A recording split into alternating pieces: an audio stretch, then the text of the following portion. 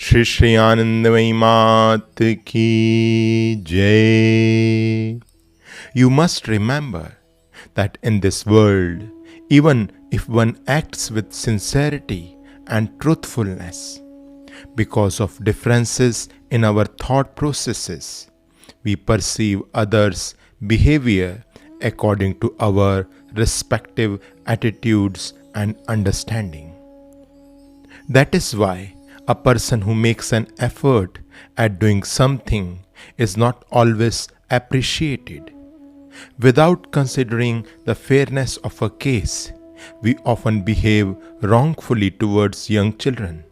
Some realize this later, some do not, while others do not acknowledge it, even if they realize it.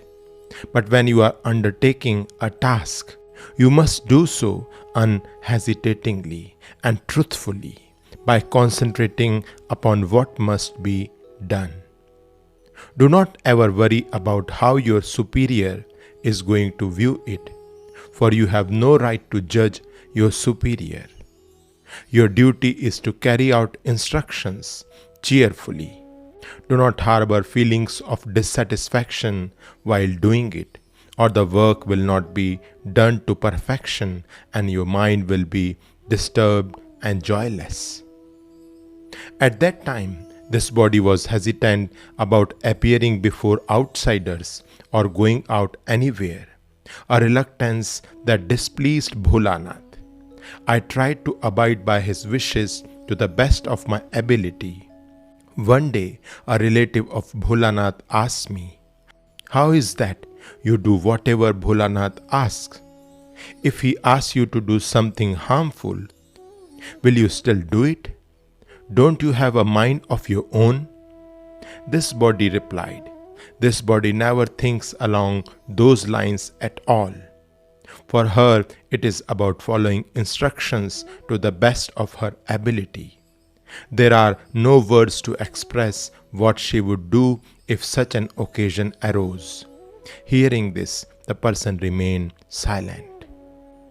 This body was still taking only 3 morsels of food in the morning and evening. Ashu and Makhan were at Shahbag. In the morning, after preparing the meal, feeding the boys and washing the utensils, I would cook again after a bath. Once that food was offered to the gods in the puja room, Bholanath would sit down to eat. I would clean the food ingredients and the utensils thoroughly, carry the water from the pond to prepare the bhog, and complete all other housework. On countless occasions in the course of this daily work, I would fall to the ground in a deep spiritual bhav. Similarly, while cutting vegetables, I would become mystically absorbed, oblivious of my arm resting on the blade of the chopper. After regaining normalcy, I would get up and complete the task. Sometime in trying to pull a piece of wood from the clay oven, my arm would remain there. I would discover later that the fire had scorched my skin, but there was no sensation of burning or pain. Who was getting to feel it?